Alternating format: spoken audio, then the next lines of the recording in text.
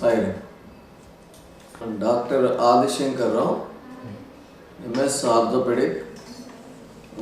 నేను 1985 సంవత్సరం నుంచి ఖమ్మంలో కన్సల్టెంట్గా ఓన్ నర్సింగ్ హోమ్. నా శ్రీమతి పేరు doctor Shobha Devi, MS DGO, retired RMO, government head quarter hospital Khammam. మా హాస్పిటల్లోనే వారు కూడా కన్సల్టెంట్గా పనిచేస్తున్నారు అన్నమాట. ఒక అబ్బాయి, ఒక అమ్మాయి. బాబు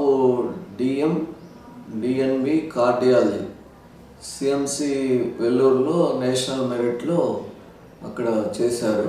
అయిపోయిన తర్వాత కూడా అక్కడే కన్సల్టెంట్గా 3 years వర్క్ చేశారు. ఇప్పుడు ఖమ్మంలో మా హాస్పిటల్ని రెనోవేట్ చేసి cath lab, 2D scan, treadmill తదితర కార్డియాక్ సంబంధమైన ఎక్విప్మెంట్ మొత్తం, రీసెంట్లీ అడ్వాన్స్డ్ ఎక్విప్మెంట్ మొత్తం ఏర్పాటు చేశాము. గత ఏడాది కాలంగా మా హాస్పిటల్లోనే యాంజియోగ్రామ్స్, స్టెంట్స్, పేస్ మేకర్స్, అన్ని ఇంటర్వెన్షనల్ ప్రొసీజర్స్ బాబు చేస్తున్నాడు అన్నమాట. కోడలేమో DM critical care course final year చేస్తూ ఉంది. ఇంకా 1 year 3 monthsలో అయిపోతుంది కోర్సు. అయిపోతే ఆమె కూడా ఇక్కడ ప్రాక్టీస్లోకి వస్తుంది అన్నమాట. అమ్మాయి ఏమో ఎంబీబీఎస్, ఎంఎస్ అయిపోయింది. ఎంసీహెచ్ ఎండోక్రైన్ సర్జరీ చేస్తూ ఉంది. సిఎంసి వెల్లూరులో నేషనల్ మెరిట్లో వచ్చిందనమాట. అల్లుడేమో డెర్మటాలజీ, ఎండి డెర్మటాలజీ. ఇద్దరు వెల్లూరులోనే ఉన్నారు ప్రస్తుతం. మొదటగా పరిచయం చేసింది వేములపల్లి రాజారావు గారు అని ఉండేవాళ్ళు. ఆయన సాయి సద్గతి ప్రాప్తించింది ఆయనకి. ఆయన్ని నేను ఎప్పుడు మీరు పుట్టపర్తి వెళ్ళేటప్పుడు చెప్పండి, నేను వచ్చి స్వామిని దర్శనం చేసుకుంటాను. మన జీవితకాలంలో ఒక మహోన్నతమైన ప్రపంచ ప్రఖ్యాతిగాంచిన వ్యక్తి మన ప్రాంతంలో ఉన్నారు, వారిని కలవాలి అనేది ఒక కోరికగా ఉండేది. వాళ్ళు మేము చెప్తాము అనేవాళ్ళు, మళ్ళీ మర్చిపోయేవాళ్ళు. అట్లా టైము గడుస్తూ ఉంది. ఒకసారి ఆయన ఇట్లా మొబైల్ హాస్పిటల్స్ స్టార్ట్ చేశారు. మీరు ఎప్పటి నుంచో అడుగుతున్నారు స్వామి దర్శనం చేసుకోవాలని చెప్పి, వీటి మొబైల్ హాస్పిటల్ సేవ చేస్తూ మీరు దర్శనం కూడా చేసుకోవచ్చు, అతి దగ్గరగా స్వామి మీరు దర్శనం చేసుకోవచ్చు అని చెప్తే, నేను వెంటనే నా అంగీకారం తెలిపి వారికి తెలియజేస్తే, వారు పలాని డేట్లో రండి అంటే నేను ఒక్కడిని వెళ్తాం అనుకుంటే నా శ్రీమతి డాక్టర్ శోభాదేవి గారు నేను వస్తానని చెప్పి ఆమె కూడా వచ్చారు. అట్లా ఆ సంవత్సరం మొబైల్ హాస్పిటల్ ప్రారంభమైనప్పుడు మొదలైన సర్వీసు మాకు అది చాలా నచ్చింది.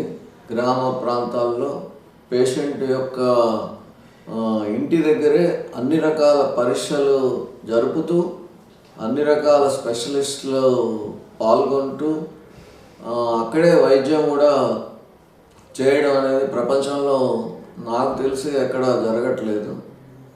దానికి మాకు ఇక్కడ నిజమైన సేవ జరుగుతూ ఉంది. స్వామి మనకి అవకాశం కల్పించారు అని భావించి ప్రతి సంవత్సరం కూడా మేము 4-5 రోజులు మొబైల్ హాస్పిటల్కి, ఒక్కొక్కసారి వాళ్ళు మధ్యలో కూడా మీరు ఖాళీగా ఉంటే రండి అని చెప్పి కూడా పిలుస్తుంటారు. మాకు అవకాశం ఉన్నప్పుడల్లా కూడా వెళ్ళి సర్వీస్ చేస్తున్నాం. స్వామి మేము ఆర్థోపెడిక్ కాన్ఫరెన్స్ జరిగింది అక్కడ, ఇంటర్నేషనల్ ఆర్థోపెడిక్ కాన్ఫరెన్స్. అప్పుడు స్వామి అందరికీ పాద నమస్కారం అవకాశం కల్పించారు. అప్పుడు పాద నమస్కారం చేసుకోవడం నా జీవితంలో ఒక మహత్తర క్షణంగా భావిస్తాను నేను. చేయి పెట్టి కూడా ఆయన నా శిరస్సు మీద ఆశీర్వదించారు. అది మర్చిపోలేని క్షణం. అది 13-14 ఏళ్ళు అనుకుంటాను. ఇయర్ సరిగ్గా గుర్తులేదు నాకు. ప్రశాంతి నిలయంలో అక్కడే మాకు అకామిడేషన్ ఇచ్చేవారు. స్వామి ప్రసాదం తీసుకునే వాళ్ళము. చాలా చక్కగా ప్రశాంతంగా ఉండేది అక్కడ. ఏ విధమైన మనసు ఆందోళన లేకుండా ఉండి మాకు అదంతా నచ్చి ఎప్పుడు రెగ్యులర్గా వెళ్తుండేవాళ్ళం. ఇక్కడ ఇంటి దగ్గర కూడా చల్లా కృష్ణమూర్తి గారు రైల్వే స్టేషన్ దగ్గర నారాయణ సేవ జరుగుతుండేది. అక్కడ గవర్నమెంట్ బిల్డింగ్ పడగొట్టడంతో మీ దగ్గర జరుపుకుంటామంటే ఇది స్వామి ఇచ్చిన మహద్భాగ్యం అని భావించి, మాదేం కాదు, అది స్వామి ప్రెమిసెస్, అది ఆయనే జరిపించారు, ఆయనే జరిపించుకున్నారు. ఈ కరోనా ముందు దాకా కూడా నారాయణ సేవ ప్రతి ఆదివారం నిరాటంకంగా 3 సంవత్సరాలు 4 సంవత్సరాలు జరిగింది. కరోనా అప్పుడు ఆగిపోయింది. మళ్ళా ఆ సేవని కొనసాగించాలని నేను మన సమితి సభ్యులందరికీ చెప్తున్నాను. ఇక మరి స్వామి ఎప్పుడు అనుగ్రహిస్తారో అని మేము వేచి ఉన్నాము. ఈ మొబైల్ సర్వీస్లోనే మళ్ళా మొదలుపెట్టి వెళ్ళాలనే ఆలోచనలో ఉన్నాం. ఈ కరోనా అప్పుడు ఇంటరప్షన్ వచ్చింది. స్వామి చెప్పారు కదా, సత్యము, శాంతి, ప్రేమ, ఆత్మస్వరూపము